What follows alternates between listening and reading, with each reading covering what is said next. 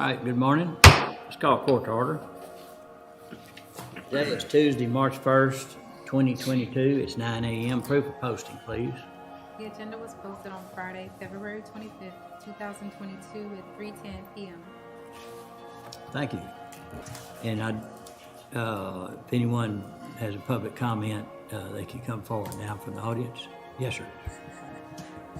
My name is Shannon Caraway.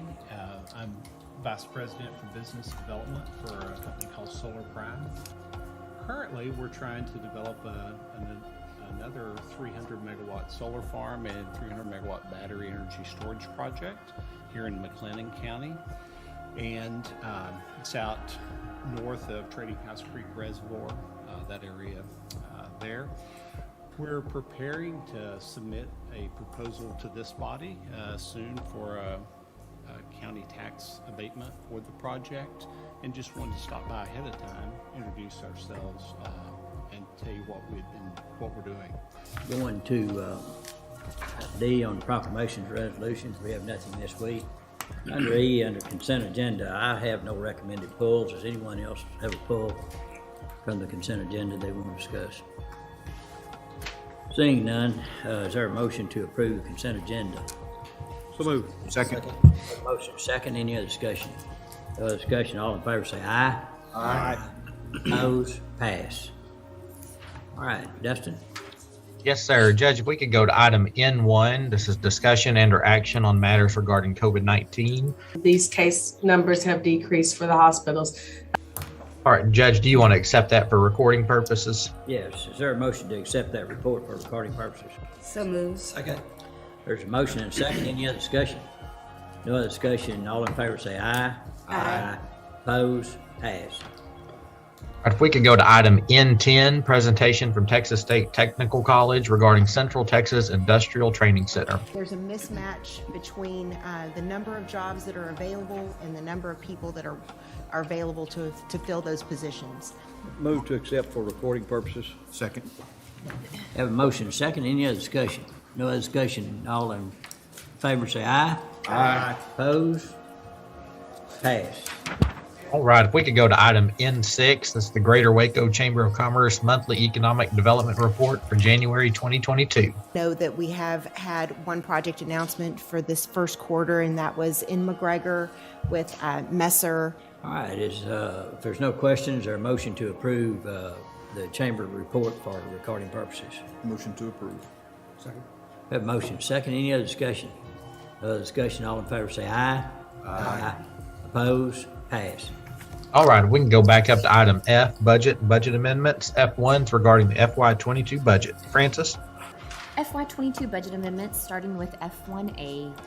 Is there a motion to approve F1D through F1I? So moved. Second. We have a motion second. Any other discussion? No other discussion. All in favor say aye. Aye. Opposed? Pass. Under item G, bids, RFPs, RFQs, G1 is authorization of recommendations. G1A regarding bid 22-004, aggregate surface treatment for delivery and pickup. All right, what's the pleasure on items G1A? Motion to approve the purchasing director's recommendations on the bids. Second. We have a motion second. Any other discussion?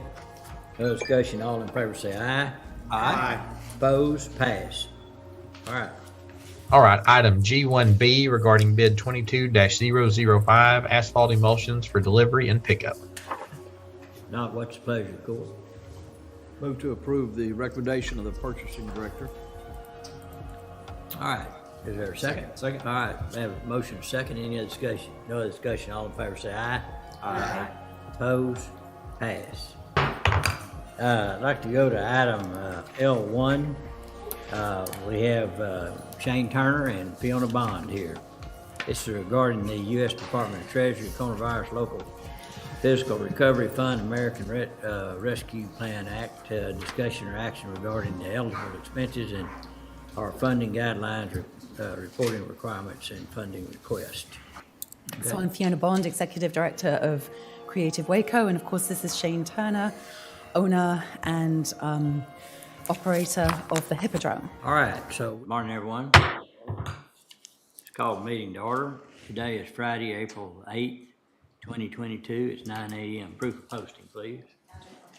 The agenda was posted on Friday, April 1st, 2022 at 10:45 a.m. Okay, thank you. This time, let's stand briefly for a moment of silence, and then we'll have the pledge to the flag.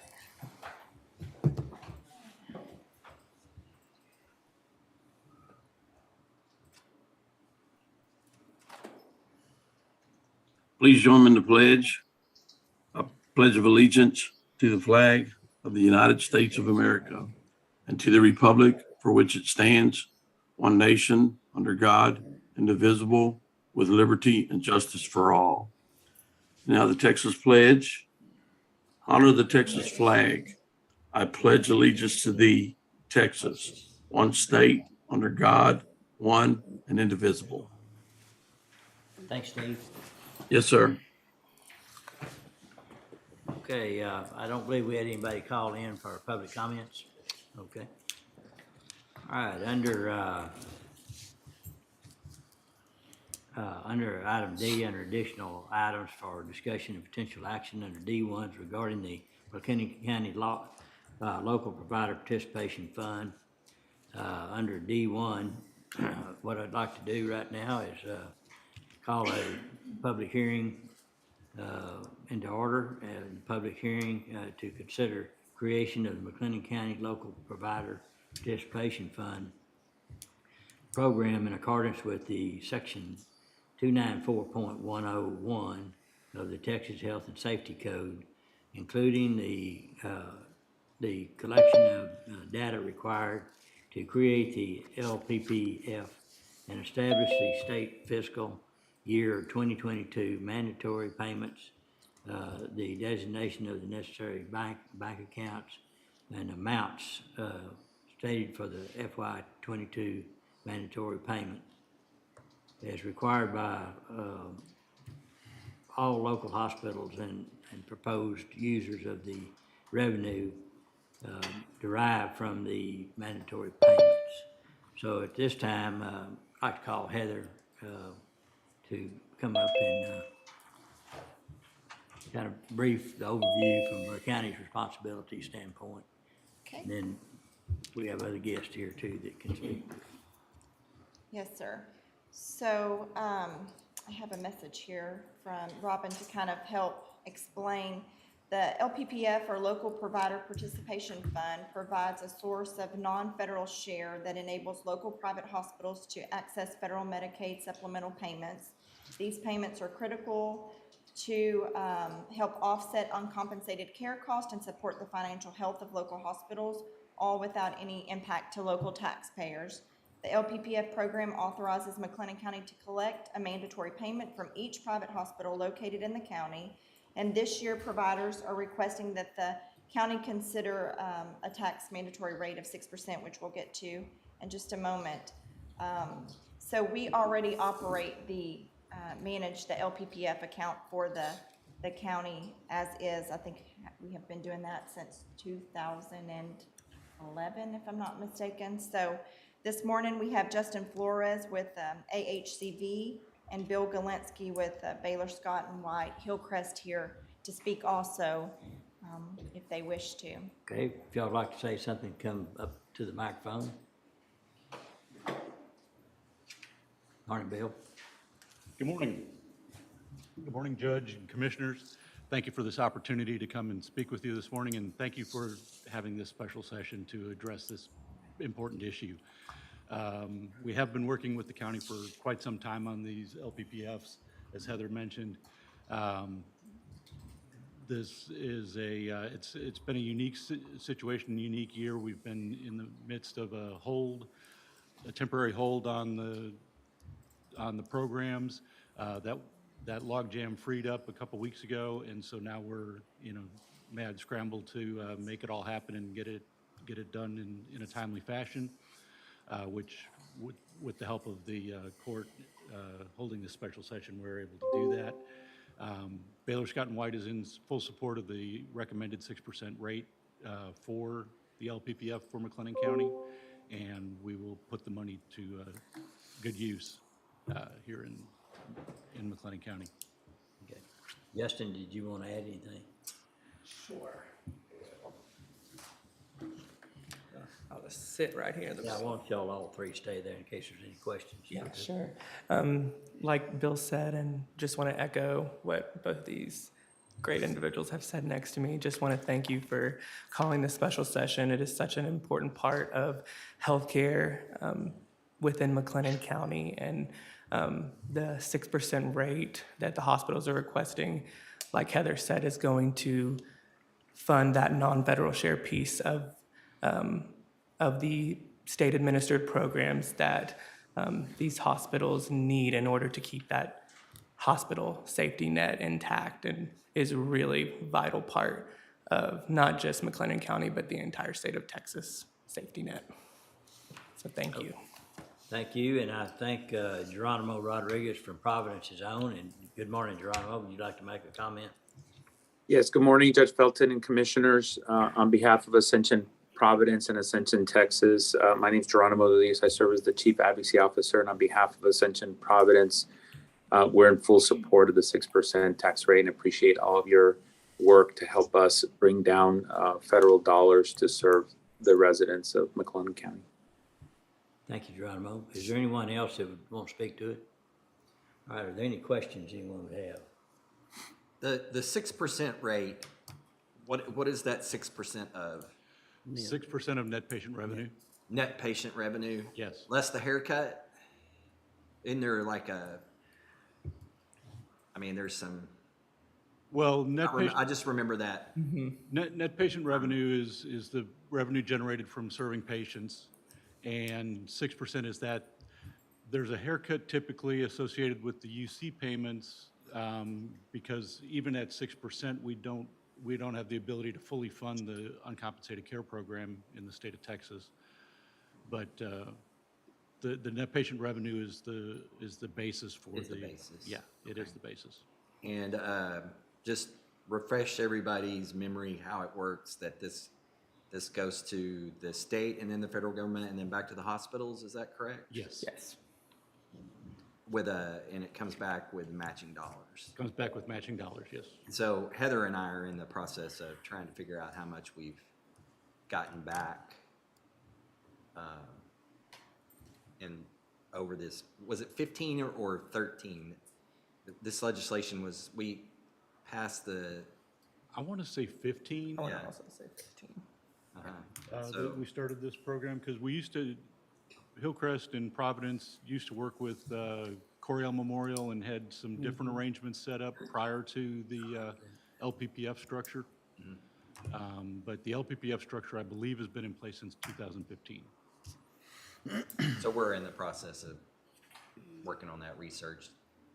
Okay. For some kind of transparency purposes and things like that. And curiosity also. Right. Also too. Right. And Commissioner, I might just add. I'm sorry, go ahead. Commissioner, I might just add that what the LPP program does is helps the hospitals stay sustainable to provide care, especially for the poor and the vulnerable in our community. And what's really, I appreciate the question, because I think to the extent we can be helpful in finding that information for you, because what it's doing is it's allowing our local taxpayers not to be burdened with those uncompensated care costs, but allowing us to leverage the money from the federal government to draw it down and bring back those federal dollars to our local community without burdening our local taxpayers. So I appreciate the question about transparency and accountability back to our communities. And how does Waco Family Health participate in this? No. They don't? They're under HRSA, Judge, and so their funding is a different stream than the local hospitals. Okay. Because they're the FQHC, so it's a different. Yeah. Yes, sir. Thank you. Okay, anyone else have any comments or any questions anyone have? Just one, go ahead, I Heather. wanted to be sure and mention that, as part of our participation in kind of managing the LPPF, that the county is compensated annually at the max of $20,000. And so that's just something that kind of happens organically each year, but I just wanted to make sure that everyone was aware that that will stay the same this year as well. Okay, just a point of clarification, and I do respect the need to see the actual numbers, but am I clear in thinking that the dollars that the hospitals put in, the county matches that dollar for dollar? No, Is that ma'am. not true? Okay, give me that again. Yeah, so I'll take that, Bill.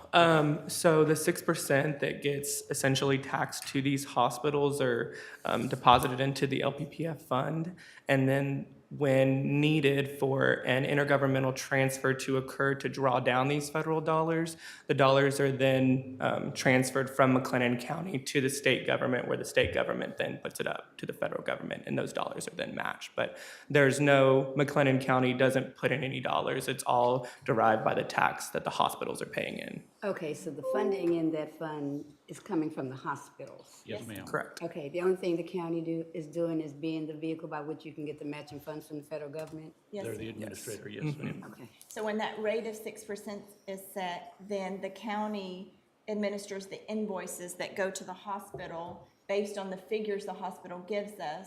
We invoice for 6% of their net patient revenue. That amount is then paid in invoices, usually in 4 quarters, to the LPPF fund. And then those IGTs are using that money that they're depositing into the LPPF to then send to the treasury, which is then matched and sent back to the hospitals. Okay, so what is that, what are the monies that the county is sending and where are we sending that? I thought we had a fund designated for uncompensated care or that we were helping in some way. That is what we do. We're just that middleman that Okay, then where did that money go? There was money that ever used to. It's the same thing. Same thing, yeah. It's not county money though, it's their money that we. Pass through. Yes, we're just passing it Pass on. through. So Okay. essentially what happens is that, Yeah, what changed then? I guess I'm trying to figure out from the waiver to the LLPF that's getting me confused. Because at one point, there were county funds Yes, used. ma'am, you're thinking about the 1115 waiver that the indigent healthcare program used to pay into, completely separate from this. Okay, that went away. Yes, ma'am. Okay. And who determines the percentage? The 6%. 6% is the maximum percentage allowed. And we work together with our consultants at AHCB to determine what the best rate is for each community that we participate in, and use that rate to be able to fund our hospitals here and elsewhere. And it's a dollar for dollar back from the federal government, or is it weighted? It's actually currently 2 to 1. So for every dollar you put up, then there's $3 that are going to come back. Great reason to do it. Right. Yeah, yeah, yeah. And determining the rate also depends on the amount of available money out there for them to access. So hence, with this new CHIRP and RAPS program, there's more money available this fiscal year than there was in the prior, which last year was 6% also, but for other reasons. But in order for them to access the maximum amount of return, then the rate needs to be higher in order to have larger contributions. Sure. Makes sense, absolutely.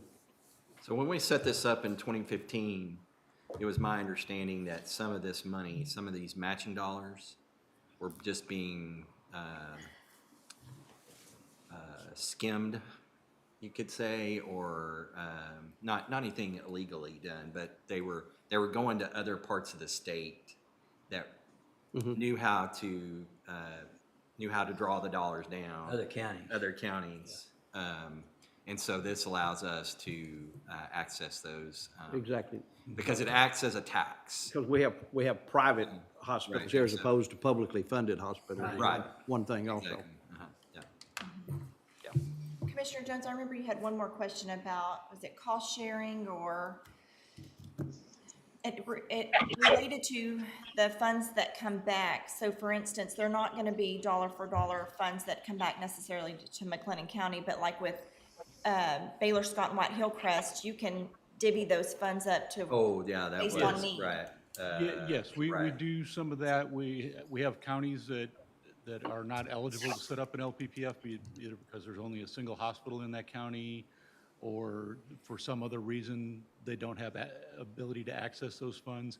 And so we do utilize funds generated in McLennan County LPPF to help fund some of the other hospitals throughout the state within our structure.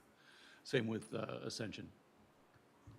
So for instance, if McLennan County had a higher net patient revenue, a poorer county, for instance, could benefit from the tax payment Yes. made from McLennan County. Would things change here, in regards to the LPPF, calculation if we had a hospital district here rather than private? Does that make any difference? I believe the LPPFs are here specifically for the private hospitals. So if the private hospitals remained here, the LPPF would still be a vital piece of the healthcare in McLennan County. Yeah. A prime example of that is Dallas County. Dallas County Parkland Hospital raises its own and money and does their own IGTs for their purposes. But the private hospitals within Dallas County also have an LPPF to provide funding for their needs and resources. Okay. All right. I understand both of the private hospitals are in systems. And now I'm understanding fully how the allocation of this is going to work across your systems. I know there were some issues, for instance, with the COVID-19 vaccine. What stops the resources that you all have that you would think should be coming into McLennan County? What kind of dictates that so that all of that doesn't go out of McLennan County? Because I know there was some criticism, especially with Baylor Scott and White, that the people in the Baylor Scott and White system here in McLennan County weren't getting access to the vaccine, that those were going out across the system, but they weren't necessarily coming into McLennan County. I'm not familiar with that, so I really can't answer that Okay, question. and I guess I was saying, but the tax that you all doing is on your money anyway. Mm-hmm. And I guess I was just speaking to the uncompensated care Right. for McLennan County. How can we know that that's our poor that we're taking care of as opposed to going out across your systems? Because that was just a concern that came up with the vaccine. And we do work to ensure that the McLennan County hospitals are taken care of first before we utilize this money, the LPPF assessments to fund any other county programs to draw down federal funds. So we always make sure the home counties are taken care of first, and then additional monies that are available are used to support other communities. Commissioner, I would just add that I think in addition to those monies that we receive for uncompensated care, that does include, for example, individuals who might not be able to pay for mental health services. And I know in almost every community we serve mental health, there's such a tremendous need for that. And I know in some other counties where there is a public hospital or healthcare district, they use those dollars. I think here in McClellan County, there is a great need, and those dollars are used to kind of serve all of the different patients that come to us with a variety of issues that are not compensated or are part of the uncompensated care that we provide. And thinking about the uncompensated care portion of the payments, how has that impacted the population of folks that you would have normally had that say you would have referred out to county indigent? The reason I ask is because there has been an increase in uncompensated care federal dollars that have been eligible to be pulled down, that it's been speculated that has decreased then the need for, say county indigent or an additional payer source to kind of offset some of that cost that the hospital usually incurs annually. So is there any feedback to how maybe the increase in uncompensated care dollars that the hospitals are eligible for, how that's impacting us on the county level in regards to what's needed from our county indigent healthcare program? I would just reiterate what Mr. Galinsky said as well, that around uncompensated care, even these funds that come back don't fulfill the entire uncompensated care. In fact, for example, with Ascension, Texas, we provide over $540 million in charity care and community benefit back to our communities. I can't remember the exact amount for Ascension Providence, and we can get to that. But there's always going to be more need than there is funding for these programs, and happy to visit some more about some of those details around that as we continue to see a growing need for, in particular, for mental health indigent care. My last thing that I would say is I appreciate this program, especially given the fact that Texas is one of the states that has not expanded Medicaid. So I know this is kind of like a stopgap. How do we stop the bleeding? Because just because we haven't expanded Medicaid doesn't mean that our people are not going to get sick and require care. So I do appreciate this initiative, and I just wanted to make sure I made that clear. Thank you. I think Jamie Whitney is from AHCV is on and would like to say a few words. Thank you so much for giving me a moment to chime in. I want to echo everything that Bill and Geronimo have said about how important this program is and how grateful your hospitals are for your support. I did want to offer just one technical clarification. I know that we use the shorthand of calling this program a tax because at the federal level, it is a quote unquote provider tax. But I do want to make it very clear that for purposes of Texas law and what a tax is under our Constitution, this is not engaging your taxing powers as a commission. This is a mandatory payment that you're authorized to levy by the Texas Health and Safety Code. So I just didn't want to get any lines tangled there. And I'm sorry to break in with such a minor technicality, but we do appreciate y'all setting the rate. We do appreciate y'all taking on the hospital's recommendations for what kind of rate is going to best support these important programs. And we thank you for your time. Thank you. Any other questions? I guess the only comment I have is sometimes the timing gets really tight and we have to call meetings on Friday that, not that we don't like working on Friday. I don't like working on Friday. Perfectly clear.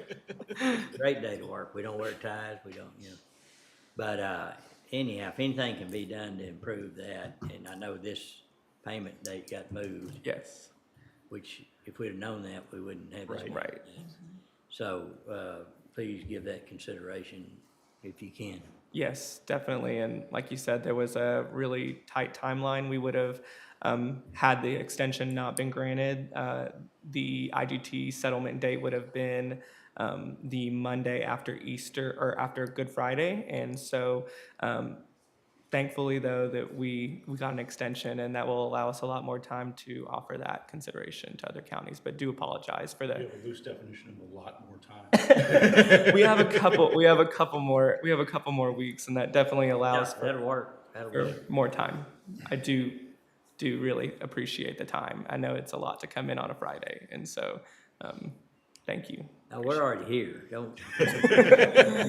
And if I'm being honest, I'm right down the road in Temple, so I'm not coming from Austin. So, All right. Okay, if there's not any other comments or any questions, the public hearing is now closed. All right, at this time, under items, it's appropriate to take action, so under D1B, discussion or action on setting the mandatory payment rate for FY22 for the McLennan County LPPF FY22 rate proposal of 6%. Motion to approve setting the rate at 6%. Second. We have a motion and a second. Any other discussion? No other discussion. Call for a vote. Commissioner Smith, Aye. Commissioner Miller, Aye. Judge Bolton, Aye. Commissioner Jones, Aye. Commissioner Perry. Aye. Pass. Thank you. All right, and then the items under D2, authorization of interlocal transfer of funds. At this time, we'll pull, I would pull with no action, and this will be moved to a May meeting, 1st of May. And then under item D3, authorization of government transfers, we would pull that with no action and be on the same agenda as the 1st of May meeting. Anything else to come forward, court? Dustin, do you have anything else? No, sir. I believe that covers it. Okay. If there's nothing else, well, we stand adjourned. Thank you all very Recording much. stopped. thank you. Appreciate that.